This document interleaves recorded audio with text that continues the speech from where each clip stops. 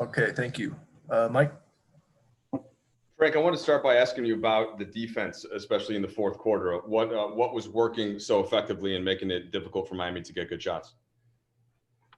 Well, we're continuing to grow our understanding of the Miami Heat and their offensive system, which is very, very complicated and difficult to guard. So each game we tweak the scheme a little bit and just get a little bit stronger with what we're doing on that end, what we're trying to take away. Obviously, Anthony's matchup on Butler, was a big factor in our defensive efficiency. He did a great job. Jimmy's so great; it's hard to even slow him down. But AD did a great job, and it starts there. But you have to credit our guys' competitive spirit. I mean, they were flying around and just competing at an extremely high level on that end of the floor. I know you expect to see LeBron and AD come up with plays down the stretch. What are your thoughts on KCP with those 5 straight points in crunch time there? Huge. I mean, he's a confident young man. He's been a huge part of our success this year for what he does on both ends of the floor. And I was proud of him and Danny for having bounce-back games offensively. We need everybody to participate and contribute. And, we're a team-first team. Obviously, we have our 2 big horses, but everybody's got to contribute that's out there, and proud of both of those guys for stepping up.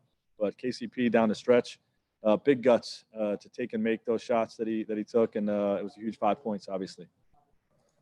Allison? All right, we'll start with Kyle Goode. Frank, you touched on it, but obviously AD taking on Jimmy for most of the night, and then in those when AD was on the bench, LeBron refusing to switch off of Jimmy. How do you feel like that set the tone for what you guys did in the second half defensively? Yeah, set a great tone. I mean, that was a big part of our plan. Our adjustments from last game to this game is to try to keep those 2 guys on him as much as possible, and they rose to the challenge. They really stepped up. Obviously, it's one game. We still have work to do, but in tonight's game, those guys did a great job. All right, Dan. Along those lines, Frank, how did that decision to go with AD, especially knowing that Bam might be playing, how did that kind of idea come to be? And What we study film for. You study the game tape, you see where you're getting hurt, and there was ways that he was hurting us. Obviously, he had 40 points last game. So we identified ways that we can take certain things away from them, and hopefully not get hurt too bad. What the playoffs are about, making adjustments.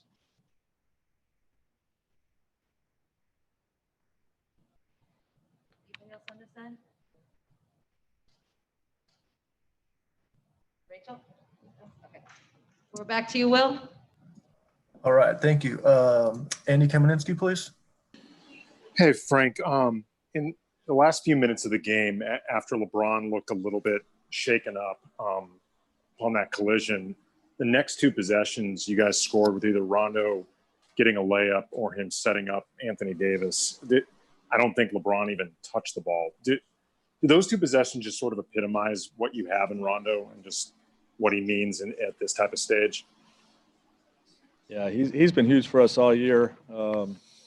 Obviously vital down the stretch. We've been telling Bron, like, when he needs a possession off offensively, that's a great action to go to.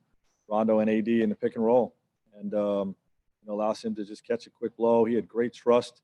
It's tough to trust in that situation that late in the game, but when you trust your teammates, you usually get rewarded. And Rondo made a great play. AD was huge. Made that big 3, and again, we're a team-first team, and we trust all our teammates. We trust all 5 guys on the court to make big plays, and that's what happened tonight in the fourth. All right, I'll take 2 more, Frank. Leandra?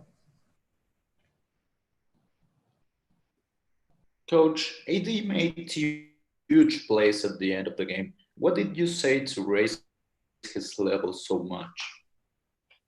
No, you don't have to say anything to Anthony Davis. He wants this more than anything.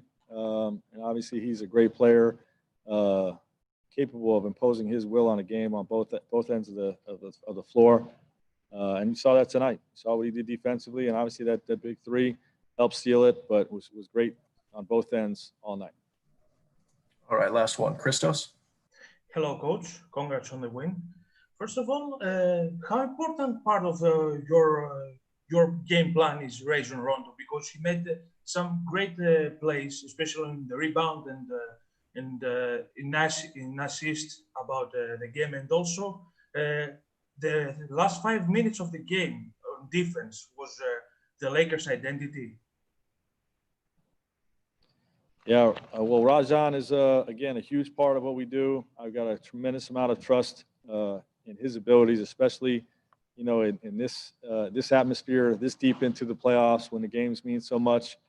He's been there before, and, you know, I trust him, you know. And then obviously the defense, I was very, very proud of our defensive performance tonight. Game 2 and 3 were not good enough, quite frankly, to win in the NBA Finals. And, you know, we made some adjustments to our scheme. The guys raised their level from a competitive spirit standpoint and alertness standpoint. And, you know, both were huge factors. Thank you, Frank.